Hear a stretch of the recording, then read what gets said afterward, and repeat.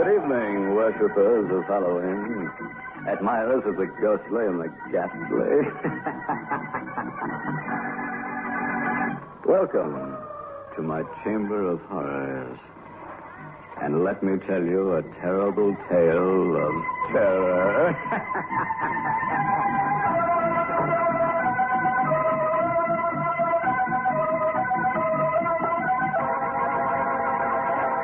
My wife will be so pleased you've come. I'm sure she'll want to serve you for dinner.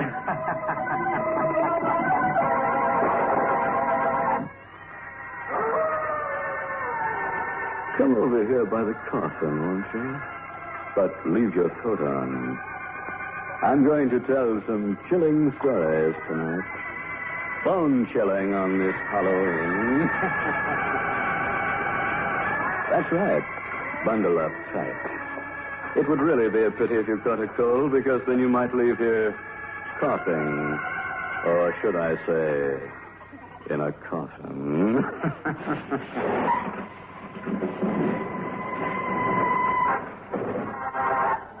And now, friend, turn your lights down low. If you have the nerve. In fact, turn them out. I dare. And listen to a classic tale of terror. The Waxwork. No actors other than Mr. William Conrad. Oh, yes, originally there were 15, but 14 died in rehearsal. Leaving only Mr. Conrad to carry on. So here he is. In the Waxwork.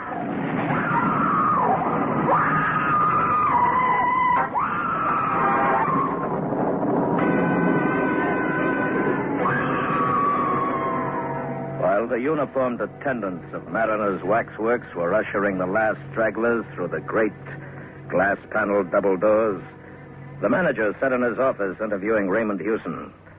The manager was speaking. Oh, there's nothing new in your request, sir. And in fact, we refuse it to different people, mostly young bloods who've tried to make bets about 3 times a week, I should say.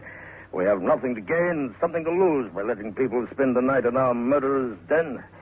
If I allowed it and some young idiot lost his senses, what would be my position, eh? But your being a journalist somewhat alters the case. Hewson smiled. I suppose you mean that journalists have no senses to lose. No, of course not. But one imagines them to be responsible people. Besides, we have something to gain here. Publicity and advertisement. Yes, exactly, said Hewson. And there I thought we might come to terms. The manager smiled. Yes, I know what's coming. You want to be paid twice, do you? You know, it used to be said years ago that Madame Tussaud would give a man £100 for sleeping alone in the Chamber of Horrors. Well, I hope you don't think that we've made any such offer. What is your paper, Mr. Hewson? Well, I'm freelancing at present, sir, working on space for several papers. However, I would find no difficulty in getting the story printed. I'm sure the Morning Echo would use it like a shot. A night with Mariner's murderers. No live paper could turn it down, sir. Yes. How do you propose to treat it? Well, I shall make it gruesome, of course. Gruesome with just a saving touch of humor. The manager nodded and offered Hewson his cigarette case. Very well, Mr. Hewson. You get your story printed in the Morning Echo, and there'll be a £5 note waiting for you when you care to come and call for it. But, first of all, you realize it's no small ordeal that you're proposing to undertake. I'd like to be quite sure about you. I'd like you to be quite sure about yourself. I own I shouldn't care to take it on. I should hate having to sleep down there, alone, among them. Why? Asked Hewson. Oh, I don't know. Isn't any reason, I suppose. I don't believe in ghosts. If I did, I should expect them to haunt the scene of their crimes or the spots where their bodies were laid, instead of a cellar which happens to contain their waxwork effigies. Well, it's just that I couldn't sit alone among them all night with her seeming to stare at me in the way they do. After all, they represent the lowest and the most appalling types of humanity. Well, the whole atmosphere of the place is unpleasant. And if you're susceptible to atmosphere, sir, I warn you that you're in for a very uncomfortable night. Houston had known that from the moment when the idea first occurred to him. His soul sickened at the prospect. But he had a wife and a family to keep. So here was a chance not to be missed. The price of a special story in the Morning Echo with a 5-pound note to add to it. Besides, if he wrote the story well, it might lead to an offer of regular employment. The manager smiled at him and rose. Well, I think the last of the people must have gone by now. Oh, there is one condition I'm afraid I must impose upon you, sir. I must ask you not to smoke. We had a fire scare down on the Meadows 10 this evening. I don't know who gave the alarm, but whoever it was a false one. Fortunately, there were very few people down there at the time, or there might have been a panic. Now, if you're ready, we'll make a move.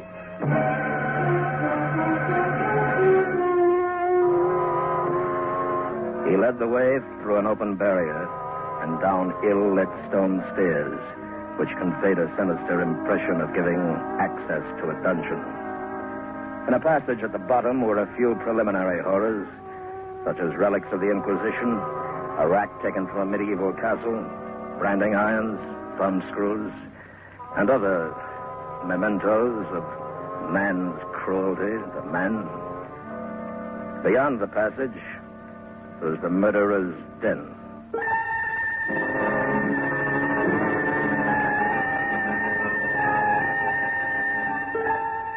It was a room of irregular shape with a vaulted roof and dimly lit by electric lights burning behind inverted bowls of frosted glass. It was, by design, an eerie and uncomfortable chamber, a chamber whose atmosphere invited its visitors to speak in whispers. The waxwork murderers stood on low pedestals with numbered tickets at their feet. Recent notorieties rubbed dusty shoulders with the old favorites.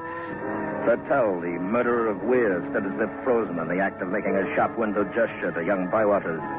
And there was Lefroy, the poor half-baked little snob who killed for gain so that he might ape the gentleman. Within 5 yards of him sat Mrs. Thompson, that erotic romanticist hanged to propitiate British middle-class matronhood. Charles Peace, the only member of the vile company who looked uncompromisingly and entirely evil, sneered across a gangway at Norman Thorne. Brown and Kennedy, the two most recent additions, stood between Mrs. Dyer and Patrick Mahan. The manager, walking around with Houston, pointed out several of the more interesting of these unholy notabilities. That's Crippen. I expect you recognize him, insignificant little beast who looked as if he couldn't tread on a worm. Oh, and that's Armstrong. That looks like a decent, harmless country gentleman, doesn't he? And there's old Vaquier. You can't miss him, of course, because of his beard. And this one... Who's that? Houston asked in a whisper. Here, come here. Have a good look at him. This is our star turn. He's the only one of the bunch that hasn't been hanged.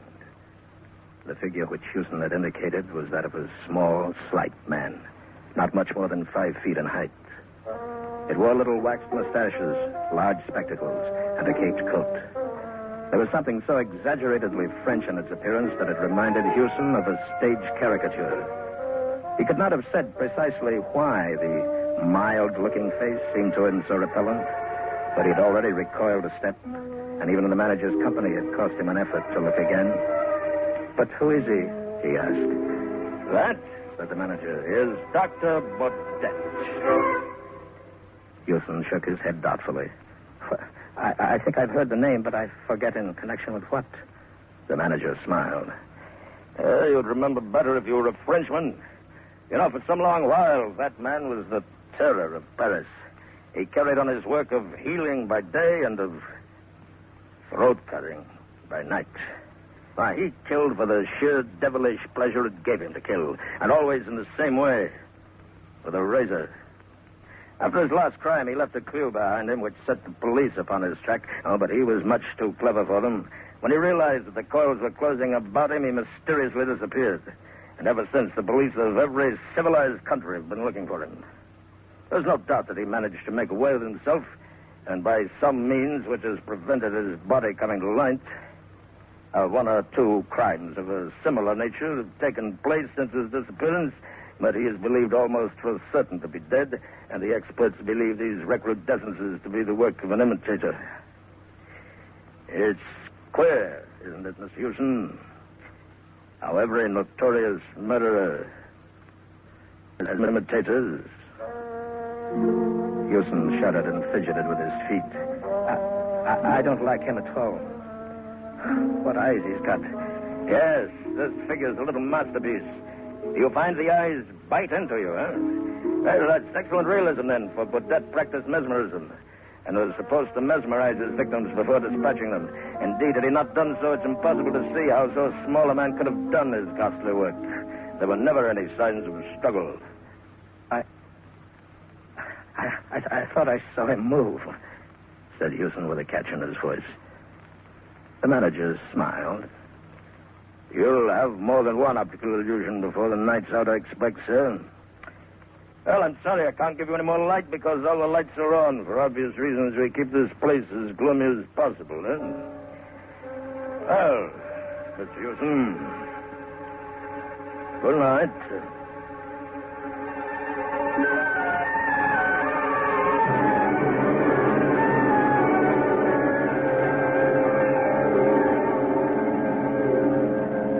Houston wheeled a swivel chair, a heavy one upholstered in plush, a little way down the central gangway, and deliberately turned it so that its back was toward the effigy of Dr. Baudet. For some undefined reason, he liked Dr. Baudet a great deal less than his companions. Busying himself with arranging the chair, he was almost lighthearted. But when the manager's footfalls had died away and a deep hush stole over the chamber, he realized that he had no slight ordeal before him.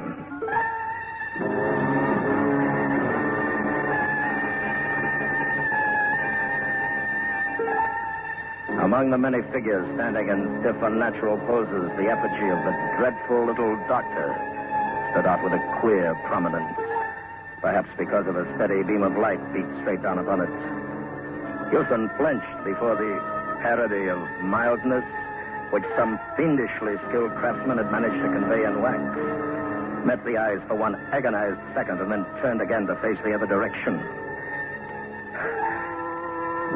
He's only a waxwork like the rest of you, Houston muttered defiantly. You're all only waxworks.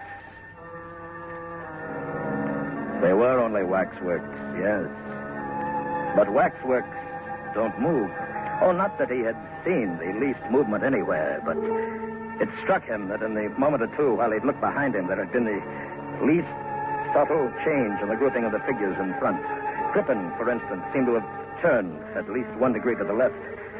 Or, thought Houston, perhaps the illusion was due to the fact that he had not slewed his chair back into its exact original position.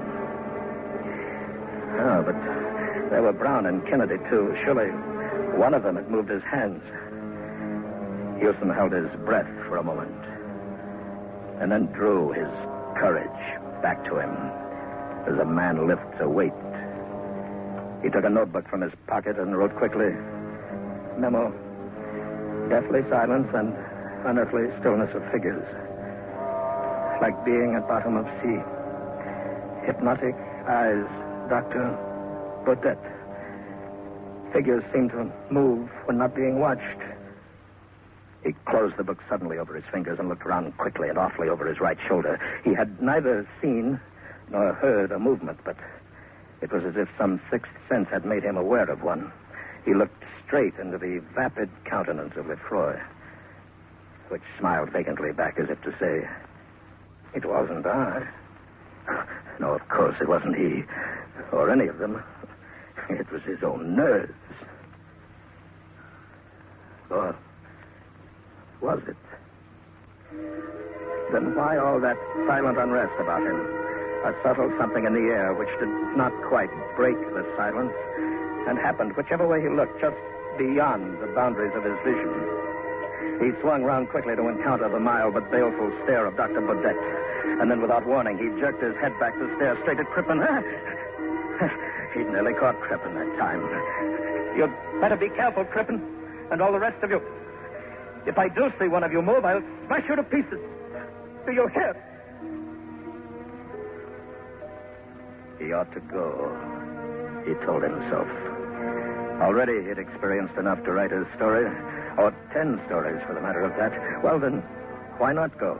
The Morning Echo would be none the wiser as to how long he'd stayed. Nor would it care so long as his story was a good one. Yes, but the manager... One never knew. Perhaps the manager would quibble over that 5-pound note which he needed so badly. He wondered if his wife were asleep, or if she were lying awake and thinking of him. She'd laugh when he told her that he'd imagined...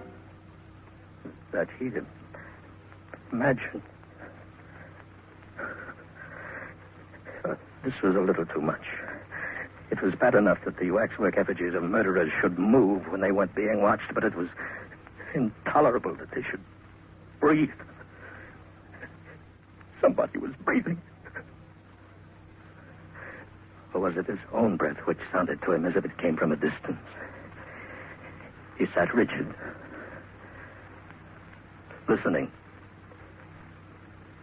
straining, until he exhaled with a long sigh. His own breath, after all. Or, if not, something had divined that he was listening and had ceased breathing simultaneously. Houston turned his head swiftly around and looked all about him out of haggard and hunted eyes. Everywhere his gaze encountered the vacant, waxen faces. And everywhere he felt that by just some least fraction of a second he had missed seeing a movement of hand or foot, a silent opening, a compression of lips, a flicker of eyelids, a look of human intelligence now smoothed out. They were like naughty children in a classroom, whispering, fidgeting, and laughing behind their teacher's back, but blandly innocent when his gaze was turned upon them. No, this would not do. This distinctly would not do. He must clutch at something, grip with his mind upon something which belonged essentially to the workaday world, to the daylight London streets. He was Raymond Houston, an unsuccessful journalist, a living and breathing man, and these figures grouped around him were only dummies, so they could neither move nor whisper. Oh, what did it matter if they were supposed to be lifelike effigies of murderers? They were only made of wax and sawdust and stood there for the entertainment of morbid sightseers and orange-sucking trippers. Oh, that was better. Now, what was that funny story which somebody had told him in the Falstaff pub yesterday? Oh, yes.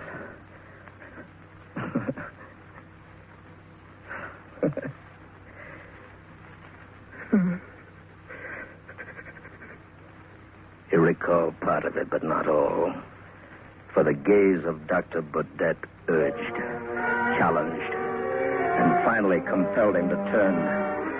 Houston half turned and then swung his chair so as to bring him face to face with the wearer of those dreadful hypnotic eyes. His own eyes were dilated, and his mouth at first set in a grin of terror, lifted at the corners in a snarl, and then Houston spoke and woke 100 sinister echoes. You moved! Yes, you did, you moved! I saw you! You moved!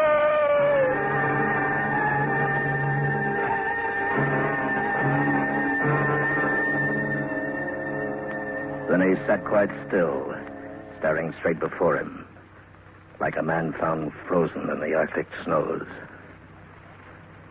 Dr. Baudet's movements were leisurely. He stepped off his pedestal with the mincing care of a lady alighting from a bus. The platform stood about 2 feet from the ground. Above the edge of it, a plush-covered rope hung in arc-like curves. Dr. Baudet lifted up the rope until it formed an arch for him to pass under, stepped off the platform, and sat down on the edge, facing Houston. Then he nodded and smiled and said, Good evening. I need hardly tell you that Not until I overheard a conversation between you and the worthy manager of this establishment did I suspect that I should have the pleasure of a companion here for the night. You cannot move or speak without my bidding, but you can hear me perfectly well. Something tells me that you are, shall I say, nervous? My dear sir, I have no illusions. I am not one of these contemptible effigies miraculously come to life. I am Dr. Baudet himself. He paused, coughed, and shifted his legs. Pardon me, but I am a little stiff. Please, let me explain. Circumstances with which I need not fatigue you have made it desirable that I should live in England. I was close to this building this evening when I saw a policeman. Regarding me, I thought a little too curiously. I guessed that he intended to follow and perhaps ask me embarrassing questions, so I mingled with the crowd and came in here. A coin bought my admission to the chamber in which we now meet, and an inspiration showed me a certain means of escape. I raised a cry of fire, and when all the fools had rushed to the stairs, I stripped my effigy of the caped coat which you behold me wearing, donned it, hid my effigy under the platform at the back, and took its place on the pedestal. The manager's description of me, which I had the embarrassment of being compelled to overhear, was biased, but not altogether inaccurate. Clearly, I am not dead, although it is as well that they will think otherwise, no? His account of my hobby, which I have indulged for years, although through necessity less frequently of late, was remain true. For you see, the world is divided between collectors and non-collectors. With the non-collectors, we are not concerned, eh? The collectors collect anything according to their individual taste, from money to cigarette cards, from malls to matchboxes. I collect throats. He paused again and regarded Houston's throat with interest, mingled with disfavor. I am obliged for the chance which brought us together tonight, and perhaps it would seem ungrateful to complain. From motives of personal safety, my activities have been somewhat curtailed of late years, and I am glad of this opportunity of gratifying my somewhat unusual whim. But you, sir, you have such a skinny neck. If you will overlook a personal remark, I should never have selected you from choice. I like men with thick necks. Thick, red necks. He fumbled in an inside pocket and took out something which he tested against a wet forefinger, and then proceeded to pass gently to and fro across the palm of his left hand. This is a little French razor. The blade, you will observe, is very narrow. They do not cut very deep, but deep enough. In just one little moment, you shall see for yourself. Huh? And now, I shall ask you the little civil question of all the polite barbers. Does the razor suit you, sir? He rose up, a diminutive but menacing figure of evil, and approached Houston with a silent, furtive step of a hunting panther. You will have the goodness to raise your chin a little, eh? Thank you. And a little more, just a little more. Thank you. Merci, monsieur. Merci, merci. Merci.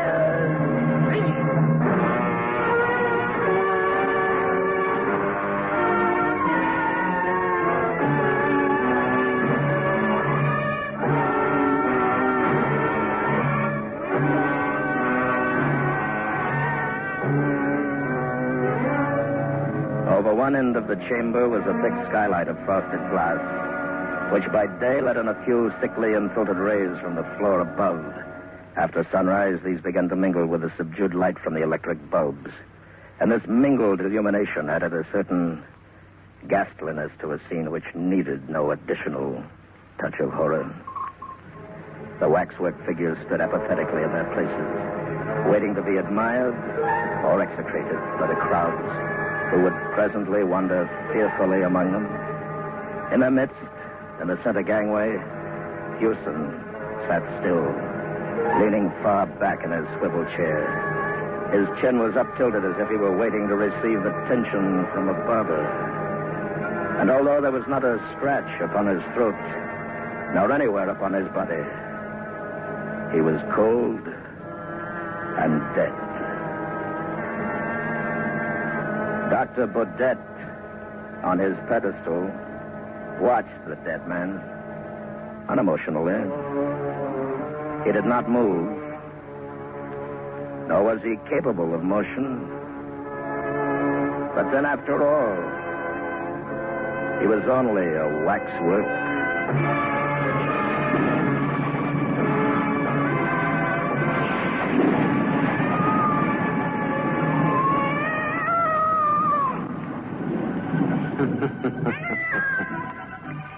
Well, friend, I do hope that you savored our gruesome little tale of terror and tallow called the Waxwork.